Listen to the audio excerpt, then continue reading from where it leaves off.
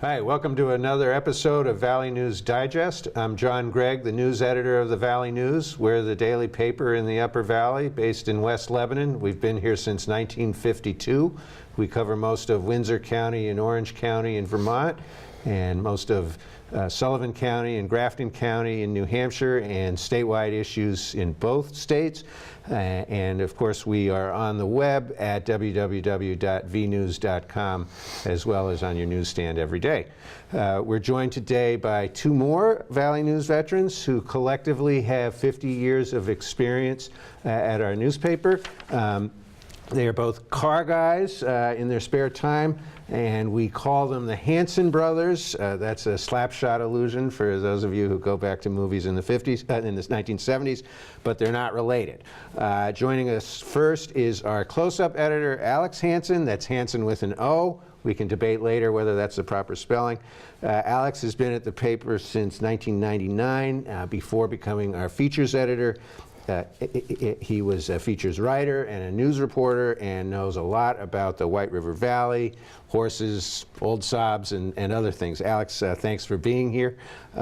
We're a small paper, but we're fortunate to have a separate features department with two experienced writers, Sarah Earle and David Corriveau, and freelancers like Nicholas Smith, a former staff writer, writing about everything from education to local music to food and the theater. First of all, what makes a good feature story? Well, feature stories by definition, to me, are about taking a detail and sort of turning it inside out and explaining what it means. And in my view, all great feature stories have a person at the center, or people.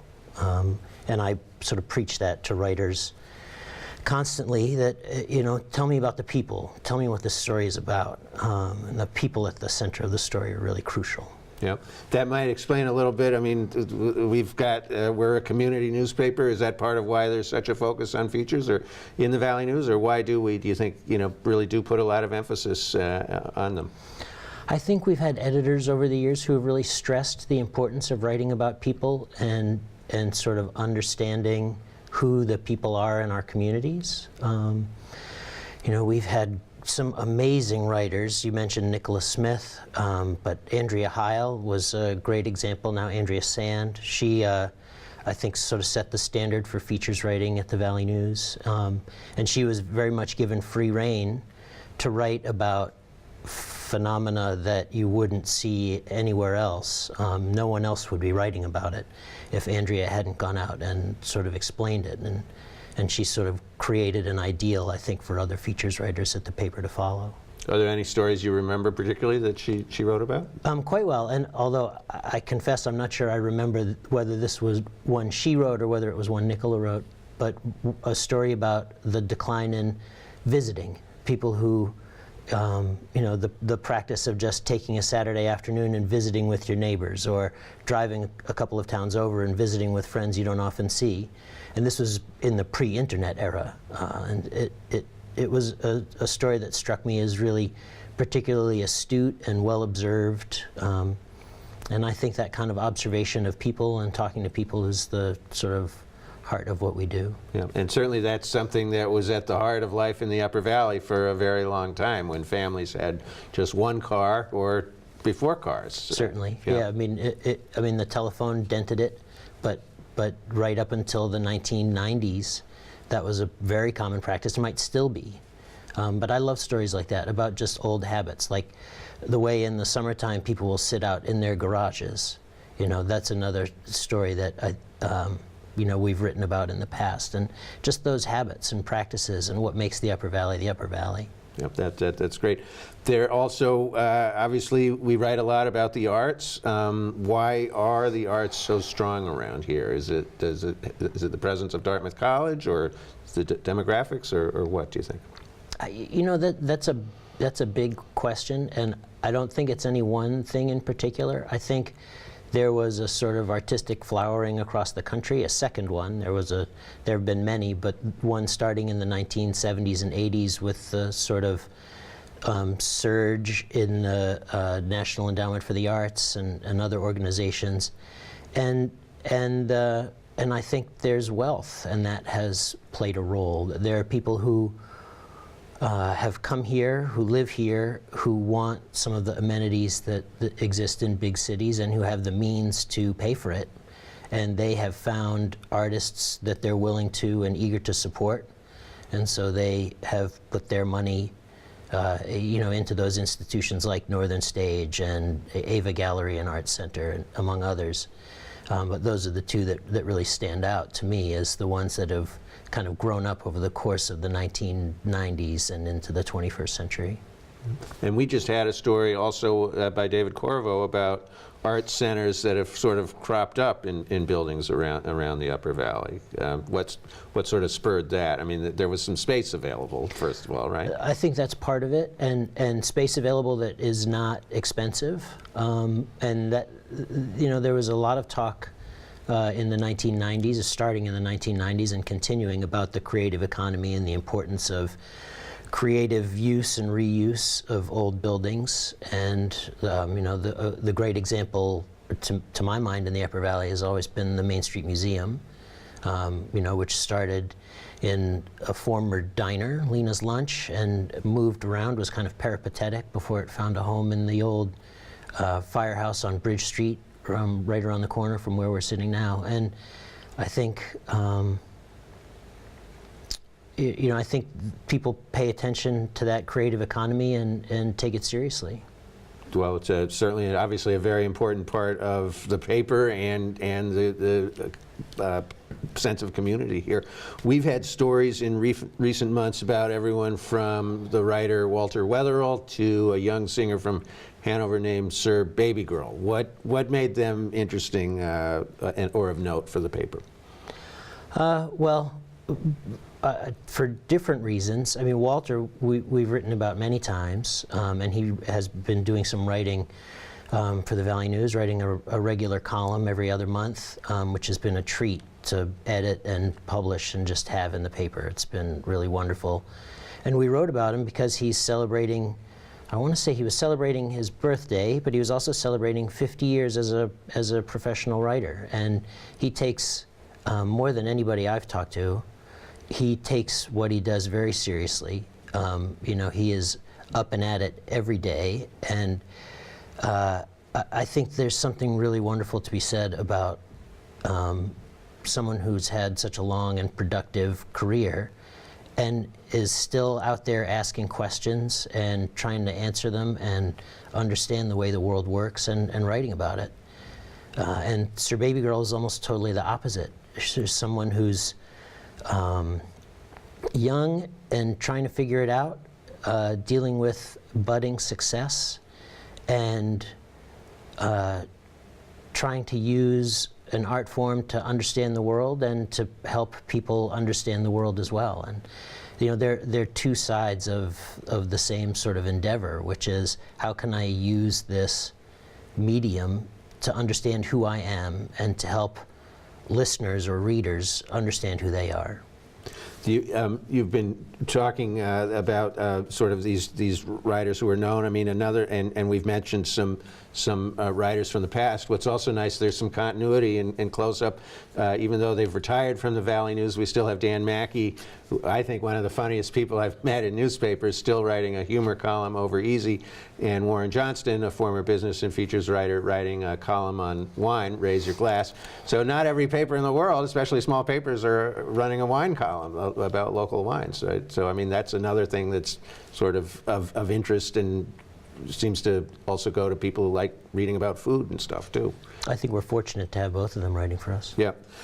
You have also overseen a summer feature called Lost, Hidden, and Forgotten. I mean, I think that was your brainchild, right? I mean, tell us about some of the things that has been in the summers past. Tell us about a couple of those. And I remember one about a little village in Bethel, for instance, Gilead or something, wasn't it? No, it was Liliesville. Liliesville, which was named after a Revolutionary War soldier who sort of came back and I don't know whether he styled himself as an officer, but people took to calling him the colonel or the general. I can't remember which. And I got a long time. I had come to know a long-time Liliesville resident through where I live in South Royalton. I'm friends with his son and daughter-in-law, and talked him into taking me for a ride around the old village and where it is and what it was about. And it used to be very much a center of industry, and now it's just this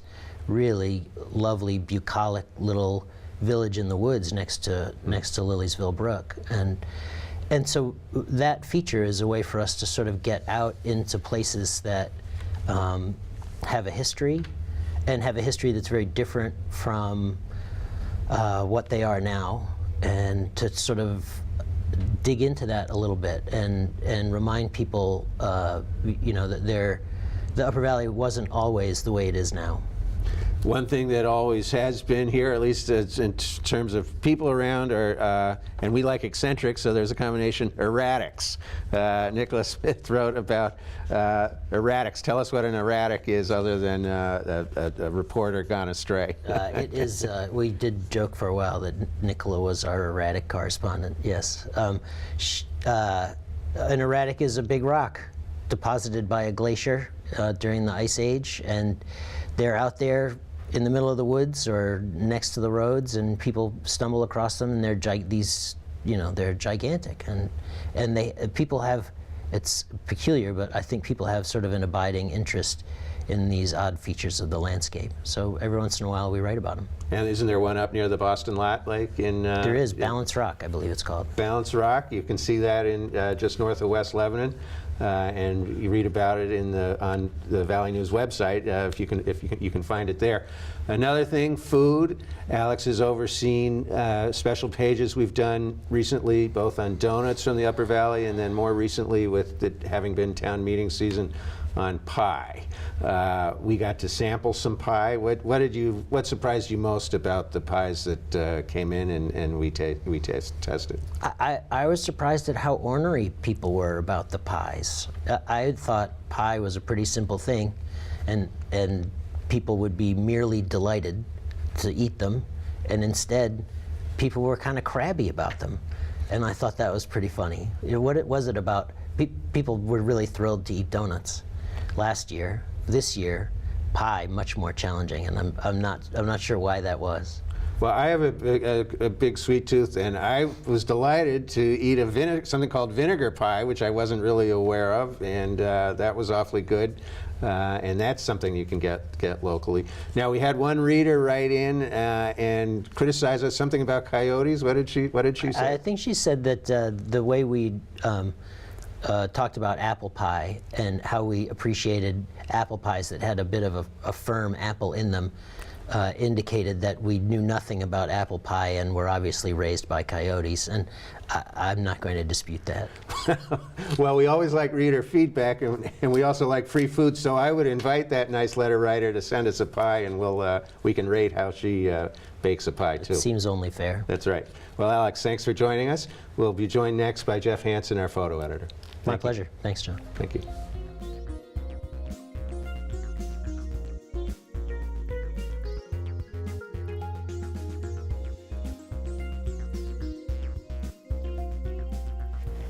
Joining us now is photo editor Geoff Hansen, who's been at the Valley News almost 30 years, since 1989, and is not only a terrific photographer, but also one of the last photo editors at a daily newspaper in northern New England. Geoff, it's unusual to still have a photo staff with using professional cameras, not reporters just going out chasing things with smartphones. Why are we still doing that? A little bit of a rhetorical question, but how come we're still old school that way? Well, to start with, my last name is with an E. Just want to point that out. Right. Sorry, I meant to mention Hansen with an E. So I love photography, and I feel that just like reporting and writing and editing are all jobs that people at the Valley News do, photographers have a specialized role there that is a craft, just like the other jobs that we have. And I really appreciate the support we have from the publisher and editor to have a photo staff, and the photographers at the Valley News are the eyes and ears of the community as much as reporters are as well, and are out there talking to people of the Upper Valley and the community on their own, but also while they're working with reporters. So they are finding those things out to bring back to the newspaper. I've said that before when we had James Patterson, one of our photographers, on. I mean, our photographers are really tremendous reporters as well. And James, for instance, noticed and brought back a story out of Rivendell that had to do with guns in schools in New Hampshire. And that was all, based on something he saw and took photos of. And we were really able to build a pretty compelling story around that. Yeah, So, and we encourage reporting with photographers as much as you do with reporters as well, to bring back information that can flesh out their photos, but also to contribute to what's reported in the newspaper. what are some of your favorite stories or people you've shot over the years at the Valley News? Well, there were three that I was thinking of. One is an editorial board interview that we did with Hillary Clinton when she was running for president in 2007, and I had candidates come through into our building and sit in front of a white background, and I tried doing a different kind of lighting setup, and the photo that we ran, it looks like a portrait. It's a very moody looking picture, but it's actually a photo of her listening probably to you asking a question.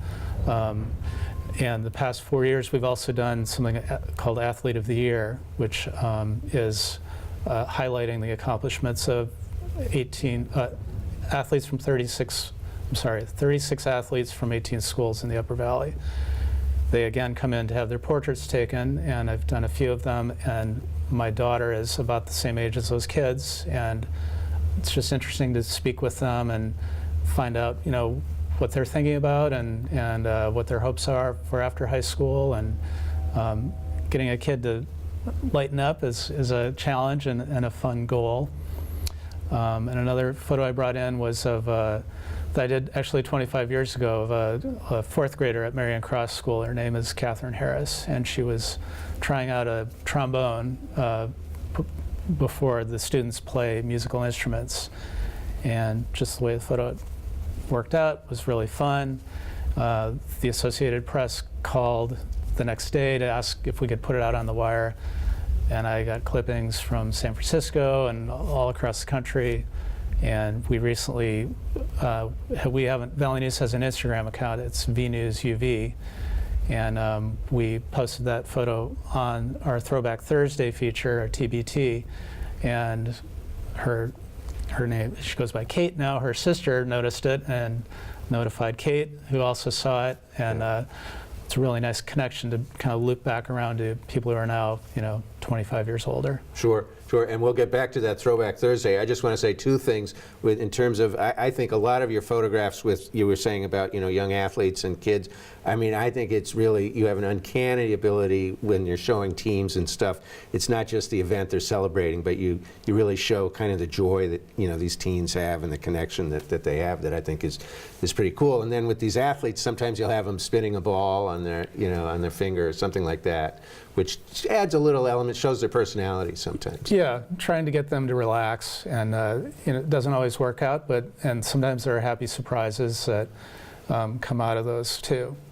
Yeah, and that Hillary Clinton editorial board, I was writing the news story, I was a reporter then, and I felt that was, she was just a very formidable presence. It was one of the more difficult stories I had to write, because trying to parse what she had to say, and that photograph really, it seemed to me captured sort of, the who she was as a political persona. So that worked pretty well with the story. Probably a lot better than the story itself. Well, and just, I think she was one of the few candidates who came in with Secret Service, probably because of her husband at the time, and they came in through the back door of the Valley News and through our ugly morgue and everything else. So.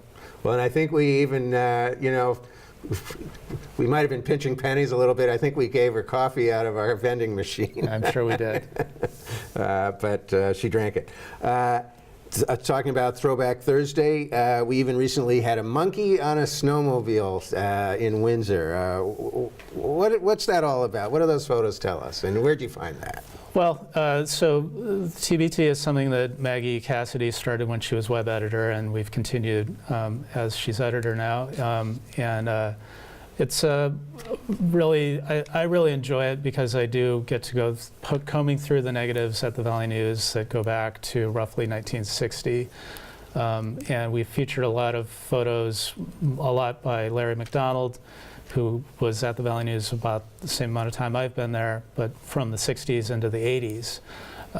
And what I really enjoy about photography is that as a photo gets older, it almost brings on more value or interest. And Jojo the chimp was a happy surprise. I randomly, a lot of times looking through negatives or older newspapers, and Larry did a 2-page spread on this chimp in Windsor who lived with a family, was given this, they were given this monkey by a friend from California who worked on TV shows. They dressed him up as in little boy's clothing.